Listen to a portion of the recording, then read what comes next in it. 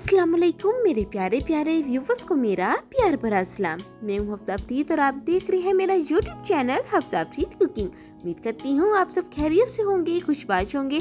आज की रेसिपी बहुत ही सिंपल और डिलीशियस है। आज मैं आप सब के लिए पोटैटो बोल की रेसिपी लेकर हाजिर हुई हूँ। उसके लिए पैन लेंगे, इसमें 2 चम्मच घी या ऑयल शामिल करेंगे। अब हाफ टी स्पून शामिल करेंगे अजवाइन और हाफ टी स्पून शामिल करेंगे जीरा।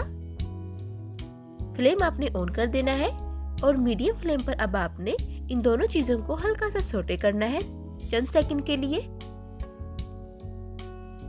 चंद सेकंड सोटे करने के बाद अब हम शामिल करेंगे लहसुन अदरक का पेस्ट। तो यहाँ पर मैं 1 चम्मच के करीब लहसुन और 1 चम्मच के करीब अदरक का पेस्ट शामिल कर रही हूँ। अब इसको भी हल्का सा सोटे कर लेंगे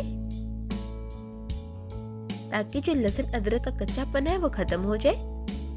चंद सेकंड तक आपने इन दोनों चीजों को सोटे करना है। इसके बाद हम बाकी अज्जा जो है वो शामिल करेंगे। तो देखिए सोटे कर लिया है अच्छे से। अब मसाले शामिल करते हैं।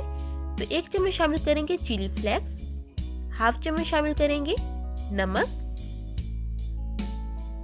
हाफ चम्मच शामिल करेंगे गरम मसाला। ये स्पेशल मसाला मेरे चैनल पर मौजूद है, ऊपर आपको इसका लिंक शो हो रहा होगा, देख लीजिएगा। अब 1 बड़े साइज का शामिल करेंगे टमाटर, जिसको मैंने अच्छे से चॉप कर लिया है। अब अच्छे से इन मसालों को सोटे करेंगे तकरीबन 1 से 2 मिनट के लिए। साथ ही हम हल्का सा पानी भी शामिल करते जाएंगे ताकि अच्छे से मसालों की जो भुनाई है वो हो जाए। तो यहाँ पर मैं साथ ही शामिल कर रही हूँ सब्ज मिर्चें। तकरीबन 3 से 4 सब्ज मिर्चें हैं जिनको मैंने अच्छे से चॉप कर लिया है, ये शामिल करेंगे। तो यहाँ पर मैंने चिली फ्लेक्स का इस्तेमाल किया है, लाल मिर्च पाउडर का इस्तेमाल नहीं किया। अगर आपके पास चिली फ्लेक्स नहीं है तो आप ऐसे कीजिएगा कि लाल मिर्च का जो पाउडर है वो शामिल कर लीजिएगा। तो देखिए 3 मिनट हो चुके हैं। अब 3 मिनट बाद हम शामिल करेंगे प्याज। तो 1 बड़े साइज का प्याज है जिसको मैंने अच्छे से चॉप कर लिया है, ये शामिल करेंगे। अब ये जो प्याज है इसको हम अच्छे से फ्राई करेंगे मसाले के अंदर। लाइट गोल्डन कलर आने तक हमने कुक करना है। तो देखिए तकरीबन 1 मिनट बाद हम शामिल करेंगे सब्जियां। तो यहाँ पर सबसे पहले मैं बंद गोभी शामिल कर रही हूँ, जिसको जूलियन स्टाइल में मैंने काट लिया है। तो हस्बे ज़रूरत आप बंद गोभी शामिल कर लीजिएगा। साथ ही अब शामिल कर रही हूँ गाजरों को भी अच्छे से चॉप कर लिया है। 2 दरमियाने साइज की गाजरें हैं जिनको मैंने चॉप किया है।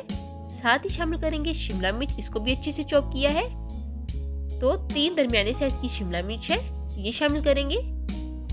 अब आपने इन सब्जियों को अच्छे से फ्राई करना है।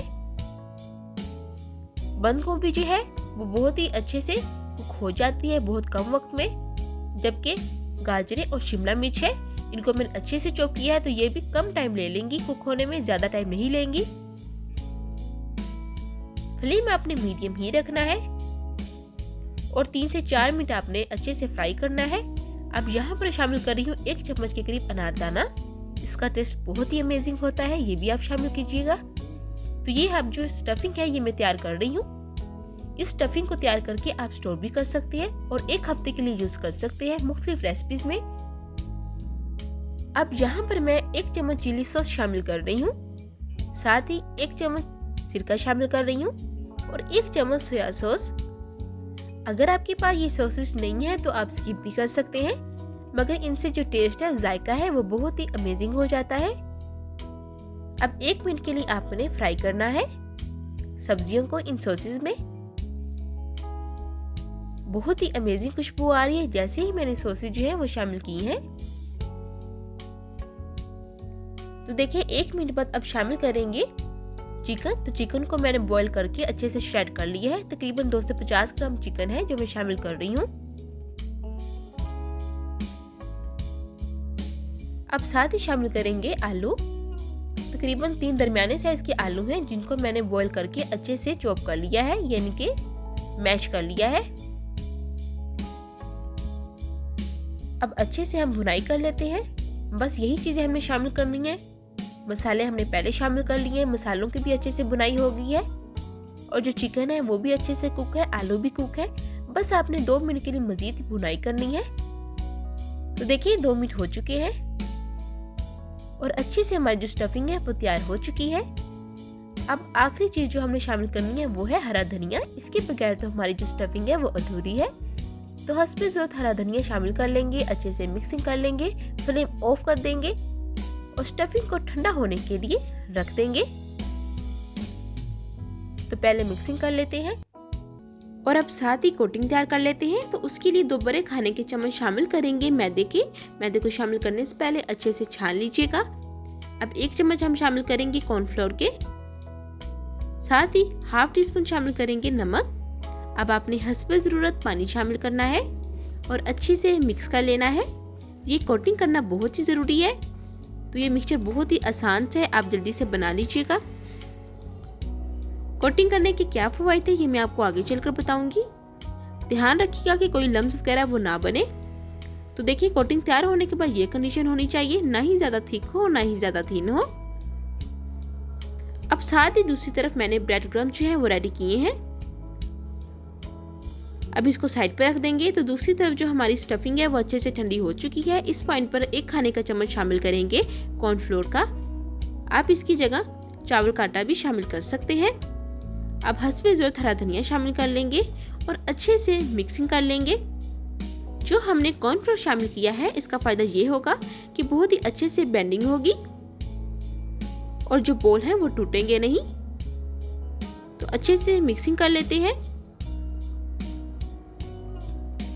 साथ ही इस पॉइंट पर अगर आपने अभी तक मेरी रेसिपी को लाइक नहीं किया तो जल्दी से मेरी रेसिपी को लाइक कर दें और एक प्यारा सा कमेंट कर दें, आपका बेहद शुक्रिया। अब हस्बे ज़रूरत आपने मैदा उठाना है और इस तरीके से बोल बना लेना है। अब अपने चॉइस के मुताबिक आप बोल बना लीजिएगा। तो मैंने इस साइज का बोल बनाया है। इसी तरीके से हम सारे जो बोल हैं वो रेडी कर लेंगे। तो देखिए सारे जो बोल हैं वो अच्छे से मैंने बना लिए हैं। अब इनको आपने कोट करना है। तो कोट कैसे करते हैं ये इसका भी एक तरीका है।